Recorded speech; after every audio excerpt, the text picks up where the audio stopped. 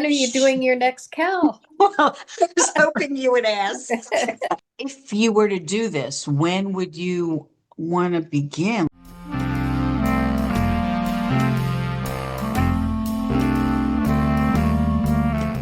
And action.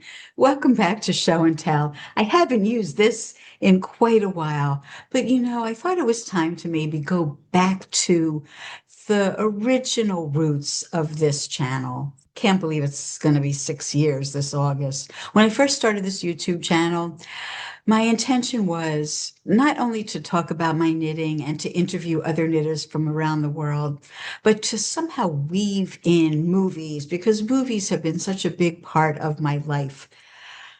When I was very little, my mother used to take me to the large movie palaces in downtown Philadelphia to see CinemaScope and VistaVision. Well, the reason I'm sort of winding back to that is this week I got to see a screening of a film that's coming out any day now that had a theme that's near and dear to our hearts. It's called The Sheep Detectives. You might have heard of it, starring Hugh Jackman and Emma Thompson.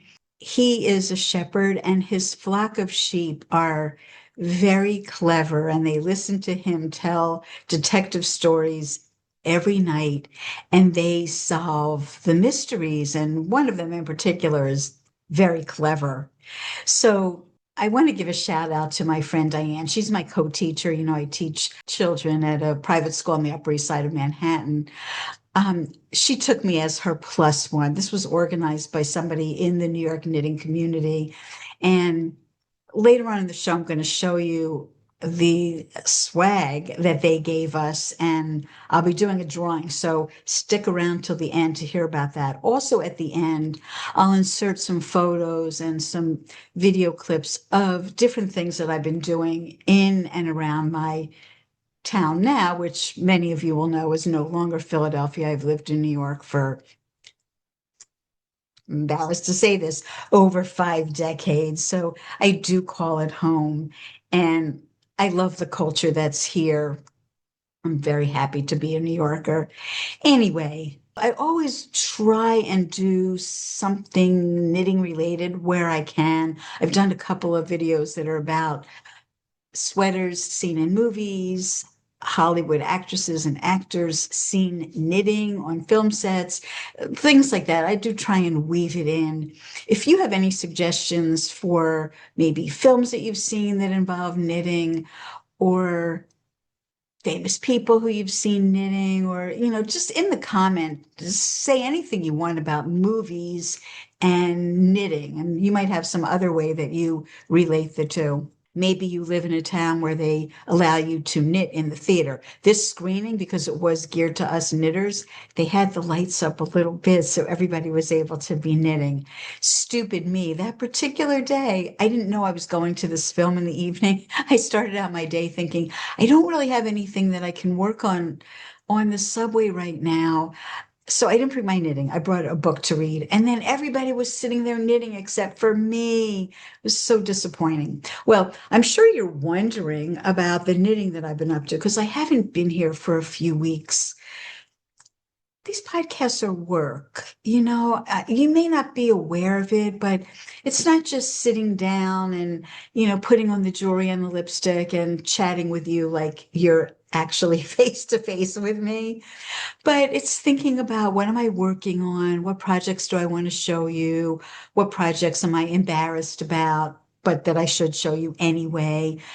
There's all this thinking behind it, and gathering up the materials and so forth, and then the editing and putting music. It's a lot of work. And the only thing that makes it rewarding for me, since most of you have never contributed to the coffee fund, there's a link in the show notes. I think a lot of you don't ever see those show notes because you're on some other kind of a device, television or something. But if you're at a laptop, and I think even on a smartphone, below the screen where you're watching me, if you scroll down, you might see the word more and then dots. If you click on that, it'll open up whole explanation and timestamps and links to things like, I'm going to give you the discount link to Nabavian. I have some yarn from there that I want to show you. But this particular sweater that I'm wearing, I'm going to stand up in a minute, is knit with Pascuali's Pinta. Beautiful yarn, super soft, super yummy, good stitch definition. This is something I was working on for, I think, several months. It's finally completely finished. FO, but it's not my only FO. It's my main FO. Let me stand up because I know it's not capturing all of it. But so these are the buttons that I bought from Dusty's Vintage Buttons at Vogue Knitting Live earlier this year. I knew that they were going to be just fantastic for this. And then I happened to have an earring that I thought was pretty coordinated with the button. This is, of course, a 1930s vintage pattern. Let me back up even more so you can see. There's this interesting yoke in the back. So that was a separate piece. And then the two sleeves, and then these two panels, and the front and the back. So 7 pieces in all. Putting this puppy together was not easy. And that's something else that I wanted to highlight today, that maybe I make it look easy. Yes, I am an experienced knitter. Yes, I've been knitting off and on since age 4. It's a long time. But I too struggle and I too make mistakes. I challenge myself to do things that are like above my pay grade so that I can improve, hopefully. There's so much with knitting to learn. And if you keep doing the same thing over and over, there's really no learning going on there. But I want to try and keep my mind active and stretch it. And I also want to create things that are unusual and fun to wear, that people will say like, ooh, who's the designer of that? I haven't seen that pattern before. And also to be able to choose the color. Now that my hair is gray, I find that gray is a really good color for me. When my hair was black, which it was very, very black, then I was wearing black all the time and bright red, which I still can wear. But it seems like gray is my color now. Any shade of gray, but especially this kind of pearl gray. I just love it. So my problem right now is getting everything centered. I put a little red marker here. That's the center of the back yoke. And then I put another red marker here for the center of the main back. They look like they're a little bit off, so I'm going to have to adjust something or other to get this all aligned. But mainly I'm starting to sew in this section. And so far what I've done is I have attached this piece, that piece, to the piece, whoops, that piece to the piece under it. So this is all connected on this side and on this side. And I stitched it here so that this square is rather fixed right now, because I know that that is where it needs to be. Now it's a matter of placing that corner point in the center. And I've counted over my columns so that I know that in between this column and that column is dead center. But now it's a matter of making sure that this aligns with whatever's going on that side. Now I'm measuring from here to here and making sure that this point hits this column in the same place that this is hitting this column. Okay, so now I have everything basted in place. I'm going to try it on, and if all the ducks are in order, I will finalize it and get the gorgeous buttons sewn on. It took me a week to sew all the parts together and to get it to like match up everywhere. It was a lot of seaming, Yeah. sewing these two pieces together down here, this part, getting this all lined up, and then the yoke. I made my back yoke quite a bit narrower than the pattern called for because I didn't want this slipping off and my bra strap showing. And I know, as I've mentioned before, my shoulders are narrow. And you can see it is still coming a little off my shoulder, but my back yoke I took in, which meant that things weren't exactly matching up. I had to fudge a little back there. So, all that sewing, the side seams, the sleeve seams, and then mostly like getting this section, the sleeve into the arm side because it's not a typical thing. And I also, I'm sure you were too, very concerned about this point where it matches up Yeah. to, getting it the same on this side. Oh, Mm-hmm. especially because my two pieces weren't identical. I didn't knit these two parts at the same time. If I were to do this again, I would definitely knit the left part and the right part in tandem so that they would be exactly the same. Mm, Anyway, because I was 6 stitches to the inch and I used their stitch count. right. And I'm 38-inch bust, but I wanted a little bit of ease. And actually, I probably could have done with less ease. I didn't know that this was going to be like so stretchy, but let me show you Oh, my buttons. oh, look at the button. And Beautiful. I wish I could put a belt. I mean, I have been known to wear belts, but because this is wool, I thought the friction of the belt Mhm. would make it pill. You Yeah. don't have that problem because you're No, acrylic. that's But right. this really, I could have made this a lot shorter, so that it would have fit me more like the model. I didn't really factor in that I'm short, and I probably could have had this whole band be a little less wide. This is hitting me pretty low. Mm, So the buttons are a little bit lost. It would be probably better up here. Nobody showed their back. Like, I think you might want to see the back of my sweater. oh, nice. Have a lot of extra fabric, but and up here it falls It's pretty perfect. low. Well, I don't know. We didn't have a picture of the back of the sweater for the No, pattern. So no. I didn't know. Like maybe this was supposed to be higher up, like up on my neck.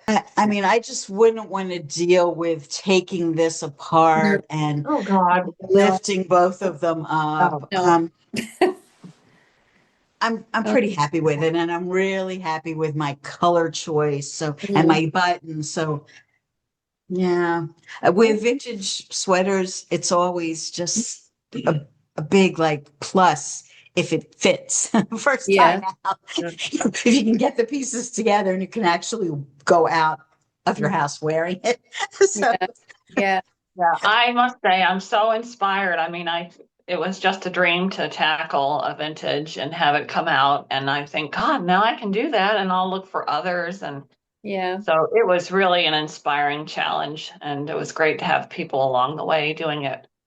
I would say compared to other vintage patterns, this one was complicated. Not that the knitting itself was difficult, but it's tricky when you have this thing that's not coming all the way up to the shoulder, which, like most sweaters, do come up to here. So just to process, like you have to make that leap of faith that this is where it's supposed to be. So Yeah, that believing, that was the challenging. It was weird, but yeah, that's weird. And then the whole shape of the sleeve to match up with that. Yeah. 7 pieces. seven pieces. Most sweaters have 4 pieces, a front, a back, 2 sleeves. Mm, Once you have these 7 pieces, to me, that made it next level. I thought this was kind of complicated. Assembling it, like I said, it took me a week to put all the parts together, just all the sewing, and then Yeah. sewing this and sewing this and sewing this and sewing that. Yes. It was like a Yeah. lot of extra Well, and seams. just figuring out how to get these two and then one overlapping the other and then how you It I was, thought, the geometry was kind of there from the picture. You saw that it was like two pieces, and you didn't think that they were going to go like this. You knew that they had to be at right angles to one another, and that this was going to be like a 90-degree angle at the bottom. I mean, you could pretty much see that in the picture. That would be the only way you could put those two pieces together. Otherwise, they'd be skewed and it wouldn't line up. So that was kind of, for me at least, straightforward. mhm. But coming up here, like I didn't know, was I supposed to maybe make this piece shorter and shorter than the pattern indicated because I'm short so that it wouldn't drop down in the back? That's probably why yours isn't dropping down in the back because you're taller than I am. From my waist to my shoulder, I think I'm 14 inches, something like that. I'm short-waisted and I'm short. I'm only 4'11". So I think had I made these two front pieces shorter, it would have lifted up the back and I probably could have. Actually, I made my sleeves wider because I have a big arm. So once I started to knit and I saw how stretchy it was, I probably could have made my sleeves narrower and they would have fit into the smaller arm side from having these two pieces be shorter.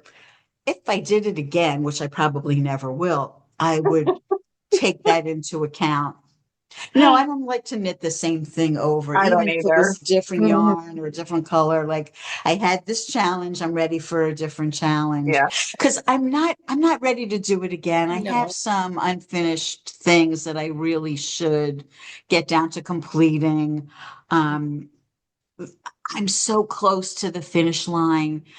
One, I need a little bit more yarn. One, I just need to sew the collar in and put the buttons on. Like I want to sew up those loose ends, and I know I'm gonna like stretch it out. What's that law? The gas law where, you know, you take Oh, you fill up the space like as much as Oh, you yeah. want, and it keeps yeah. expanding to Yeah. yeah, I have unlimited time. So if I had a deadline that it had to be done next week, I would get on and I would do it and I would be done.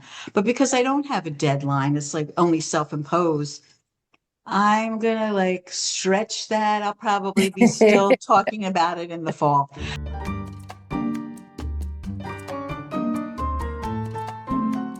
But I knew that after this, that some of you might want to knit along again. And I thought, maybe if I have more time to get the pattern out and publicize it and mention it multiple times. So I do have my eye on something. It's stripes, it's horizontal stripes, three Okay. colors. Should I show you a picture? My other FO, this is what's left over from my raffia hat project. Here's the final version of the hat. I have the two pieces of Rigeline. It does hold the bottom kind of rigid, not as flat as I would have liked. I sorry, I didn't weave that in yet. You see, not perfect like you think. I really was hoping I might have to iron this. I really was hoping that this was going to stay very stiff and flat, which it still might. Not sure, but anyway, it's pretty good like that too. So the project then, oh, that looks really bad. Let me, yeah, get that out of the way. So the project that I've been working on for a while that will coordinate with this hat is this cardigan. It's called Rebel Rebel by Libby Johnson. Somehow today I'm too close to the camera. It's not taking everything in. So the front bands, there's no buttons, no buttonholes, but let's call this like the I don't know if you'll call it a button band, but whatever. This trim is done, as you can see, in garter stitch. And the rest of it is stockinette, and it's done on just a huge cable, all one piece all around, and then you pick up for the sleeves. So very simple construction, unlike this.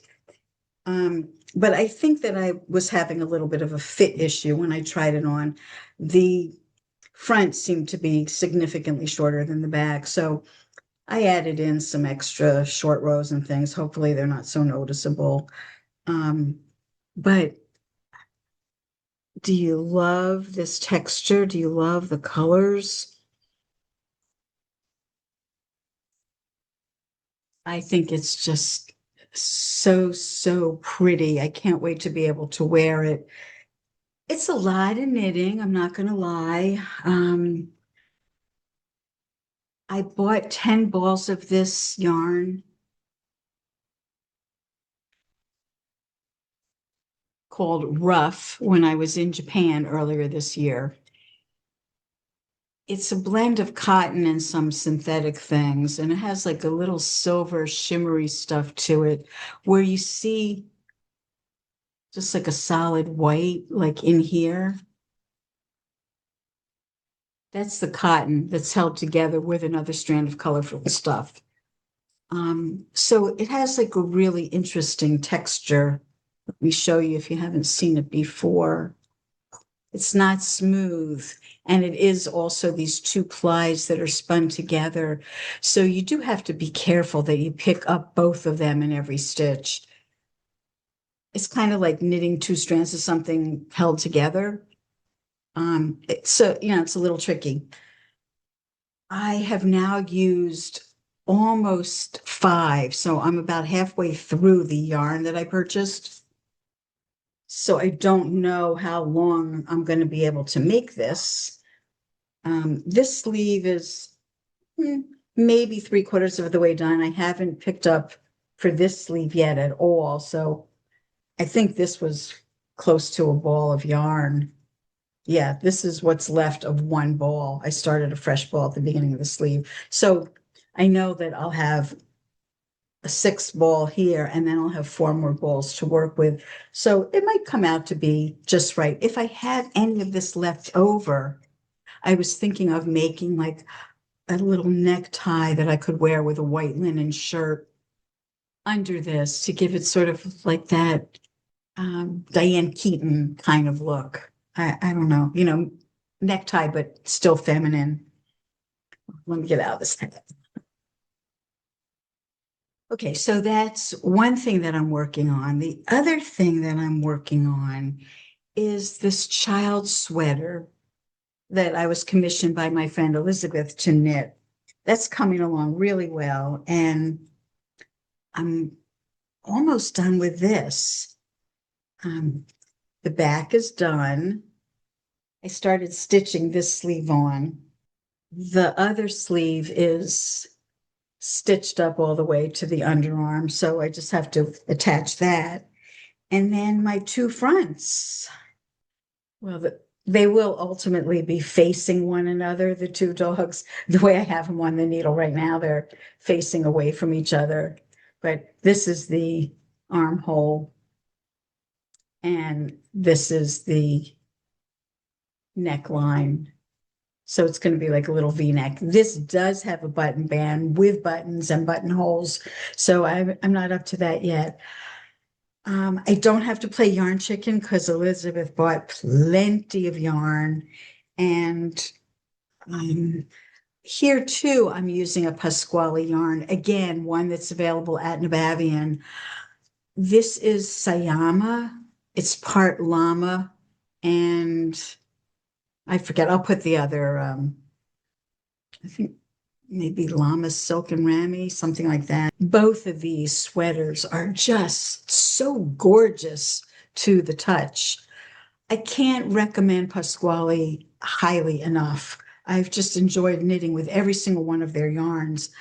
If you have any in with them, please recommend me to them. I'd like to become affiliated with them in some way because I really feel like I'm becoming loyal to them. Other than the yarn that I bought in Japan, I haven't bought any yarn since I discovered Pascuali other than theirs. And that's really saying something. So I have been spending a lot of time at my favorite local yarn shop, HM Nabavian, in Midtown Manhattan. Information about the shop is in the show notes with the discount code. So if you go to their website and you type in the code Billy, lowercase BILLIE, and the number 10, you will get a 10% discount. He carries a lot of Pasquale, but he's starting to bring in some Rowan lines and Sirdar, even though mostly everything he stocks are luxury yarns, cashmeres, cashmere blends, llama, merino, mohair, silk mohair, all beautiful stuff. He wants to make sure that he corners the entire market. So there are some people who are in a different budget or who are knitting for babies and need yarn that's washable. So he recently brought in this Sirdar jewel spun ombre. There's a bunch of different colorways. I picked this up for a woman in my knitting group. I'm going to see her later this afternoon. So I wanted to show it to you before I delivered it to her. It's 100% acrylic. You can see that it is large compared to a typical ball of yarn. The reason it's so large is it's 1,000 meters. 1,000 meters? 1,000 meters, 1,093 yards. So it's 400 grams, enough to make two baby blankets, two small baby blankets. It's for a 5 millimeter or US 8 needle, and it's totally machine washable. It's called ombre, or I guess it's called jewel spun, but ombre because you can see the colors change. There's a little bit of purple in here and different shades of blue, aqua. It's going to be really gorgeous. I know that she's planning to make a baby blanket with this. So I wanted to show you that. And then my other acquisition, which I kind of alluded to, was the swag from this movie screening. I could keep these, but I'd much rather share them with you. So I'm going to have a little, not a contest, but I'll do a drawing, but it's essential that you comment. I will not do a drawing until I have at least 25 comments. And then if we get to 50 comments, I'll do a second drawing. I have two of these kits. They're both different. They are from We Are Knitters. This one has two balls of 100% Pima cotton. It's an all-inclusive kit that comes with a set of knitting needles. These are, I think they're 14 and a half inch, 100% wood needles. There's the QR code for getting the pattern for this cute little baby blanket. And in here, there are darning needles and a label for you to sew on. So they've put everything into this lovely little box. It'll be really easy for me to ship it out only to US addresses. So if you're commenting from overseas and you want to be part of the drawing, make sure that you have somebody in the US who can accept this for you, should you be the lucky winner. So that's one kit. Let me show you the other kit. The other kit is not knitting. It's crochet. It has a crochet hook. Of course, you could just use the yarn if you're not interested in crocheting. Same deal, all self-contained in this lovely box. There's a nice sized ball of merino, 100% wool. I don't know where I got that it's merino. I think they told us it's merino. It is soft, but it doesn't say merino that I can see. It just says 100% wool. The petite wool, it's called. For if you're going to knit with it, it's for US 11 needles or 8 millimeter. But they put a crochet hook in here, which is also wood, a 7mm or 2 UK, and again, QR code for being able to crochet this cowl.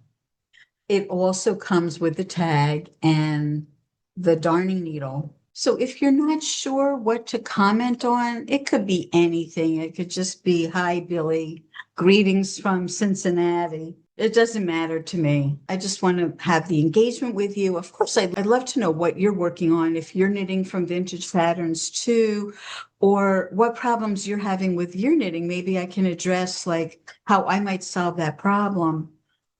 It'd be fun to know, like, if you had a really big boo-boo at one time with your knitting, like, did you have to rip something out 5 times? Misery loves company, and it's fun to hear about other people's experiences. So don't just share them with me. Once you put it out there, everybody who watches the channel will be able to read them. So I think it's fun when I go to other YouTube channels. I love to read the comments, especially if they're interesting. So let's see what you can do this time. I'm getting tired of it being just like one way, me to you, me to you, me to you. I want to hear from you. There are some of you who are always in touch with me, Mary and Colette, and I shouldn't name names because I'm sure to forget somebody who's a regular commenter. Oh, the person in Connecticut, I'm zoning out on your name.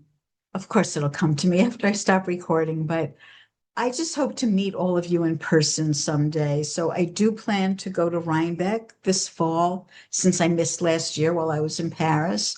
So look for me.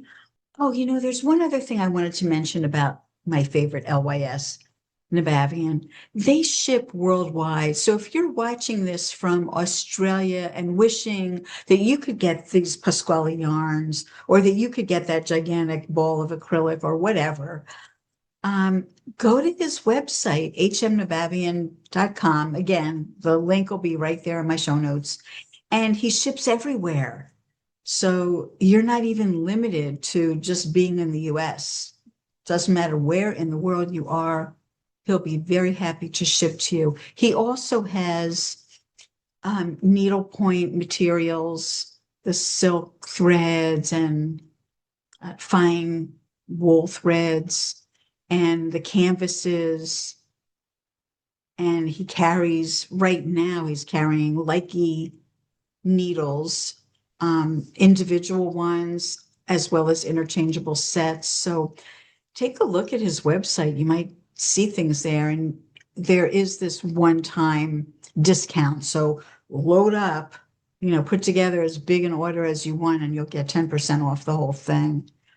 I don't know going forward. I might be able to get different codes later on, but right now it's just this, and it's only good for one use. So have fun shopping, have fun knitting. Before I leave you, I do want to mention that, as has been my habit of late, I'm going to add on here some of my meanderings around Manhattan. I've been to the Metropolitan Museum several times in recent weeks, and I saw a very interesting exhibit at the Bard Graduate Center on Viollet-le-Duc. He was a very famous architect who drew a lot of architectural drawings of Notre Dame Cathedral in Paris. And when they had the fire in 2019, they were able to use his drawings to help in the restoration. So I have a little footage of that, and I have some photographs of objects from that show. Very interesting. I love architecture, so it was particularly interesting for me. They do really amazing shows there. They don't do them frequently, but at least once a year, there's something there that I'm like really interested in seeing. What else have I been up to? A new opera this season at the Metropolitan Opera House called Innocence by a Finnish composer. Very unusual. It was written in a a number of different languages. I think there are 14 languages used in this. Some of it actually is in English, which is kind of exciting. And I was able to take some video before the opera began. They were practicing the set because it's a complicated set that moves. And the curtain hadn't gone up yet. It was just there. You know, I could take pictures. So I took a short video of that for you to see because you just might not ever see that again. It's incredible. The whole opera takes place in this structure that it's almost like a dollhouse. Different parts of it represent a school, a wedding hall, different things go on in different parts of the building, and they pivot it to be in the part that they need to be in. Oh, how could I forget? The Met Gala just happened. I was at the museum a few days before the gala, so I saw them setting up the tents. I couldn't see how beautiful the inside was going to be. I just saw the white part outside. But they had the Temple of Denver closed from at least Thursday until Monday when the event took place. That's a lot of time. I think that's where the big party takes place after they do the whole thing, the event going up the steps of the museum. I have a few pictures of gowns that I particularly admired. One of them, don't miss, it was made up of strips of film. So clever, so brilliant. The costumes this year, I thought, I call them costumes because it's not really streetwear. Some of them were just so clever. And of course, I loved the Schiaparelli. I don't have a picture of it yet, but before I put this up on YouTube, I'll get a picture of, I think it's Kylie Jenner. Her gown was designed by Schiaparelli. It's like a ball gown that she's wearing, but she's in the process of undressing. So part of her bosom is exposed, but it's not her. It's a form to resemble that. And then you see the rest of the gown sort of like falling off of her at the waist. It's this Daniel Roseberry. He is just so brilliant. And you might remember, I love Schiaparelli. I did several episodes about the Schiaparelli sweater that I knit, the 1920, I think it's 1927, 1928, from her first sweater collection. I'll put links up here to some of those. You can go back if you want to know more about Elsa Schiaparelli. Of course, she's deceased a long time, but the House of Schiaparelli is now under the artistic direction of another designer named Daniel Roseberry, who's carrying on in her tradition. Okay, I think I'll leave it there. There's some other stuff stuck in. I hope you enjoy those little outtakes that I tack on at the end. Maybe it will inspire you to come to New York and shop at my favorite store with me. Take care, everybody. Hope you're enjoying the weather. Bye.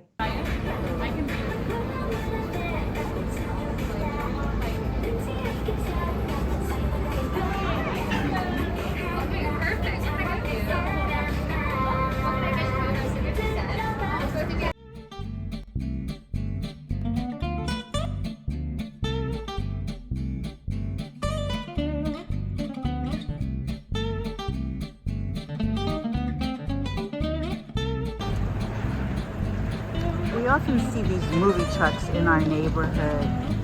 So we just walked out the back door of our building. That's usually called Chips Cleaners. And my husband noticed, like, it's called Keep Rolling Cleaners. Well, they obviously changed the awning for this film, and all the police vehicles and cleaner vehicles. It's for a film called Balenciaga. Can't wait.